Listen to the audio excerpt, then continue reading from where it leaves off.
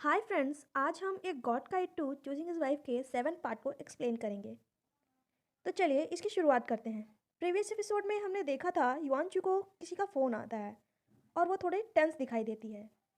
तो इस स्टोरी की शुरुआत उसी सीन से होती है जहाँ युआनचू फ़ोन पर कह रही होती है, हम्म, ठीक है, मैं वहाँ रहूँगी।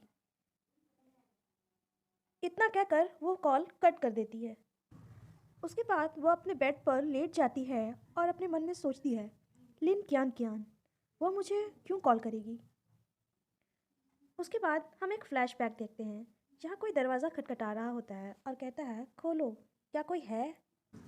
उसके बाद युआनचू अपने मन में सोचती है, जब मैं स्कूल में थी तो वैन परिवार की वजह से फैली गई अफवाहों के कारण लोग मुझे धमकाते थे। उसके बाद वो कहती है, प्लीज़ ओपन द डोर। उसके बाद दरवाज़ा खुलता है, हमें एक लड़की दिखाई जाती है। वो युआनचू से पूछती है, क्या तुम ठीक हो।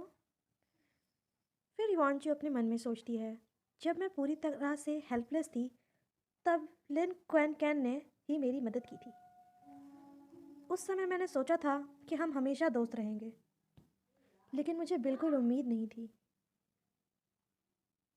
उसके बाद हम लिन क्वेन क्वेन को देखते हैं जो युआनचू से कह रही होती है, सॉरी चू, मुझे पता है कि तुमने स्कूल डोनेशन फंड के लिए अप्लाई किया है क्योंकि तुम्हें अपने डैड के इलाज के लिए सेविंग्स करनी है, लेकिन मुझे उम्मीद नहीं थी कि स्कूल तुम्हारा एप्लीकेशन रिजेक्ट कर देगा।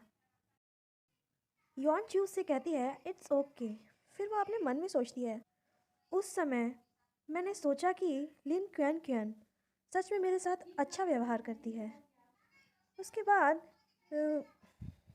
लिन क्वेन क्वेन युआन चू के हाथों को पकड़कर उसे कहती है, मैं अपने अंकल से मदद मांगती हूँ। वह इस स्कूल के वाइस प्रिंसिपल हैं। वह तुम्हारे एप्लीकेशन को अप्रूव करने में एबल हैं। युआन चू मुस्कुराते हुए कहती है, it's all right, thank you queen queen. वह अपने मन में सोचती है, आखिरकार मुझे पता चला कि उसके अंकल स्कूल के वाइस प्रिंसिपल हैं और यही रीज़न है मेरी एप्लीकेशन को रिजेक्ट करने का। मैं उसे अपना सबसे अच्छा दोस्त मानती थी और उस पर भरोसा करती थी और यही रीज़न है मैंने उसे अपना डार्क सीक्रेट बताया। उसके बाद क्वैन क्वैन ज़ोर से कहती है, क्या तुम कह रही हो वैन फैमिली तुम्हें फोर्स कर रही है एक 60 साल के ओल्ड मैन से शादी करने के लिए। युआन चू कहती है, क्यान क्यान, मैं सच में नहीं जानती कि मुझे आगे क्या करना चाहिए।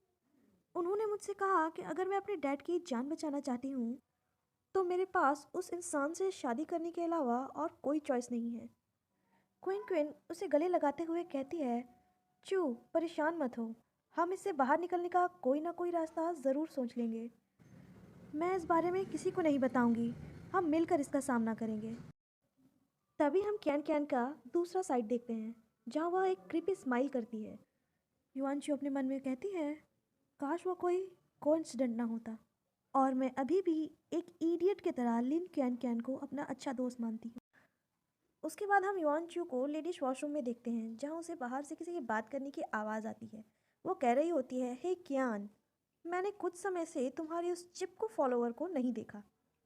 उसका नाम युआनचू है ना? क्या वह सचमुच ये सोचती है कि तुम उसकी सेवियर हो? युआनचू अपने मन में सोचती है, क्या वो मेरे बारे में बात कर रहे हैं? तभी वह लड़की कहती है, कियान, तुम बहुत दयालु हो। वह लड़की जिसके भी करीब जाएगी उसके लिए सिर्फ बैड लक ही लेकर आएगी और वो अब भी तुमसे चिपकी हुई है। तभी दूसरी लड़की कहती है, यह सही है, युआनचू जैसे लोग बहुत ही बेशर्म होते हैं। तभी क्वैन क्यान कहती है, छोड़ो, इस बारे में बात नहीं करते। चू को हमेशा एक ओल्ड मैन के साथ सोना पड़ता है, वह पहले से ही दुखी है। तभी ये बात सुनकर वो लड़की कहती है, ये तो बहुत बड़ी खबर है। और दूसरी लड़की कहती है, कियान, हमें जल्दी ये सब कुछ विस्तार से बताओ। तभी लिन कियान कियान हंसते हुए कहती है, ओह, मुझे सचमुच तुम लोगों को कुछ नहीं बताना चाहिए। कितनी बुरी है ये, पहले तो बता दिया और अब कह रही है कि नहीं बताना चाहिए, ड्रामा कर रही है। तभी वह लड़कियां कहती हैं, ठीक है, हम किसी और को नहीं बताएंगे। ये सारी बातें युआनचू वॉशरूम में सुन रही होती है और उसकी आंखों से आंसू आते हैं। वह अपने मन में सोचती है, मैंने कभी सोचा नहीं था कि लिन कैन कैन मेरे साथ ऐसा करेगी। तभी सीन फिर से प्रेजेंट में आता है जहां हम युआनचू को देखते हैं। युआनचू अपने मन सर पर हाथ रखकर सोचती है। अभी रिसेंटली मुझे पुरानी कई मेमोरी याद आने लगी हैं। इसे गुजरे अभी ज़्यादा वक्त भी नहीं हुआ, लेकिन ऐसा लगता है कि यह सब सदियों पहले हुआ था। फिर वह कियान कियान की बातें सोचती है, जहाँ वह कहती है तो फिर 3 दिन में मिलते हैं। फिर वह सोचती है मेरी सबसे अच्छी दोस्त, पता नहीं वो मेरे लिए क्या सरप्राइज़ लाएगी। ओके फ्रेंड्स, इसी सीन के साथ हमारा 7वां पार्ट यहीं ख़त्म होता है। फ्रेंड्स, अगर आप लोगों को मेरी एक्सप्लेनेशन अच्छी लगती है तो प्लीज़ मेरे चैनल को लाइक एंड सब्सक्राइब कर दीजिएगा, और कमेंट भी चाहे तो कर सकते हैं। मैं जल्दी ही इसका अगला पार्ट आप लोगों के साथ शेयर कर दूँगी। तो तब तक के लिए goodbye, tata and thank you so much.